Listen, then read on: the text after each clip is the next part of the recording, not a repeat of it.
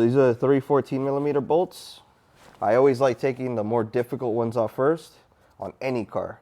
If you realize which one's the most difficult one, start with those. The easiest ones are, you'll see why. Very good tip. So, do this one.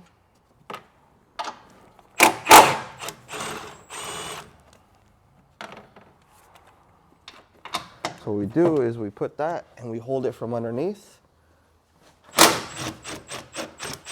just so it doesn't fall. Take it right out.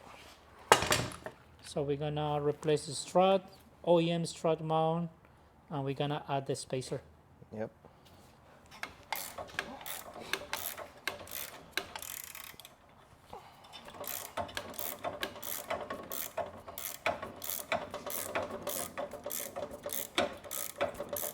All right, so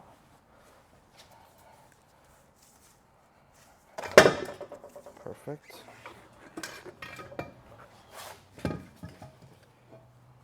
So this is a new one.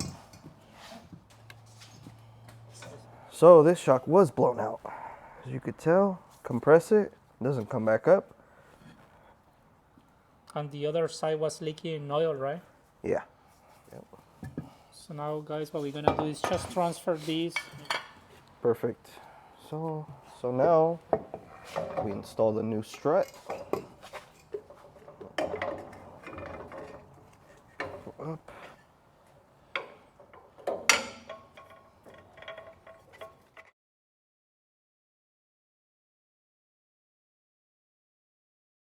All right, so now we'll install the strut like so. Perfect. Let's see. Perfect.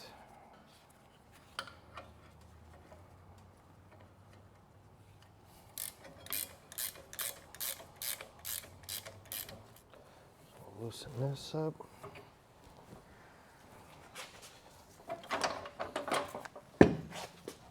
The spacer can only go on one way.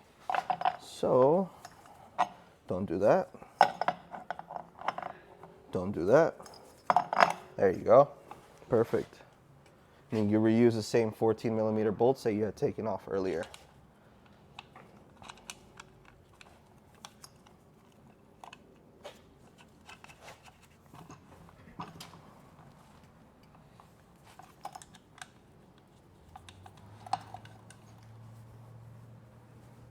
Kangaroo pouch. Let's see.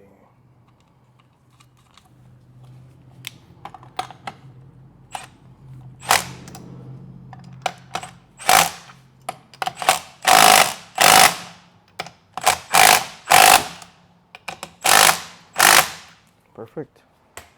Ready. It's for you. Ready? Yeah. Okay, guys, so right now we are installing the strut bag, and it will be nice if somebody can help you up. So Joseph is holding the strap in place while I'm aligning these bolts to the 3 holes. Can you please lift it up a little bit more and move it to the other side? More. Over there, push it up now. Yeah, almost there. There you go. Got it? Got it?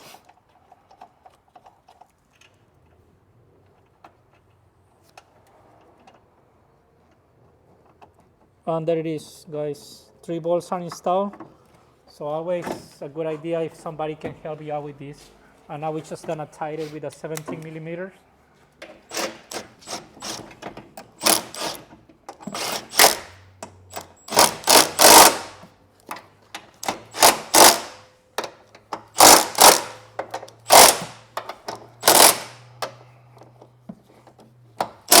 There it is. While we are working here in the car for a few hours, look at who is inside here. Hey, what's up, Hal? What's up? Say hi, Hal. Oh my God. So a little tech tip. I like to grease all of these parts. The hole for the on the control arm and the axle. It just makes it easier if you need to like service it in the future, or you know, next mechanic, or if you're gonna do this again. So a little bit of grease goes a long way, especially in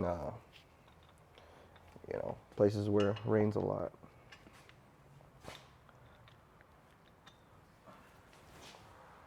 Do this. We'll put it on there first. We are replacing the arm, guys. That's why we just didn't think too much about hammering and damaging that part. We're gonna do that in the next video. We are installing the Element 44 arms. Yes, sir. Yes, we are. Perfect. And a little bit of grease on this. That aligned it pretty good, Joseph. Sometimes you kind of have to fight with these to align it together, Yeah. but that looks really close. Perfect. And one of the things that helps us to do that, guys, is because you are removing the axle nut, right? Yes. That's The axle nut, but also what helps move a lot too is by removing or disconnecting the sway bar link. It's a pretty good tip, guys. If you're like fighting with this, you cannot align it. Just remove the axle nut, stabilize your link, like Joseph just said, and that's just gonna make the job easier. Listo. So next we'll be installing the camber bolts, but before we install them, I'm add a little bit of grease to them as well. These bolts, the camber bolts, go to the top, not the bottom, the top.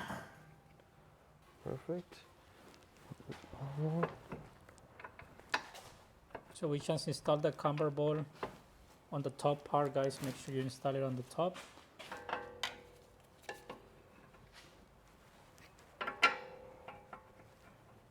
So the washers, there's two washers on these camber bolts. The round one goes on the bolt side, and the square one goes on the nut side. And then just for now, you want to look at it. As you turn it, you'll see it go in and then come back out. Go in and come back out. So that changes the camber. Where you want it at the moment is out. So right there. It doesn't have to be perfect. We'll let the alignment guy deal with that, but this will just help you for now as a reference. When you have it out, not all the way, halfway. When you have it out, it'll just keep everything in line in the meantime for you to get it to the alignment shop.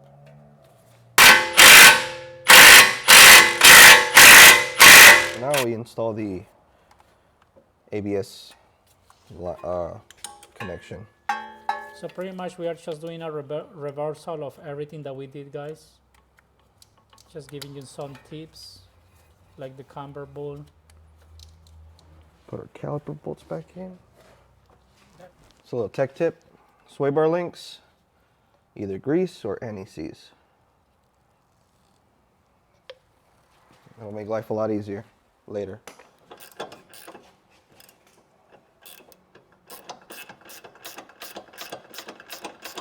So sometimes all the times, when you go to take the ABS cable off, these plastic brackets or plastic clips, sorry, they break off. So just zip tie it. It's not gonna hurt anything. It'll be fine. So we're gonna be replacing the outer tie rods. You always want to hit them with a little bit of heat. And the reason for this is to break up any of the rust that built up inside the threaded area. This will just make it easier to remove. So then with two crescent wrenches, oh my God. So with two crescent wrenches, try to break them loose. So a little bit of NECs right here as well. Will never hurt. So a lot of these aftermarket tie rods, they'll come with this grease nipple. You have to twist them in there beforehand. They already come pre-greased. So, and you don't want to over tighten these because then you'll snap that off. Perfect. So when we initially took this off, we loosened it. We didn't back up the nut anymore. We loosened it only, and then we took this off.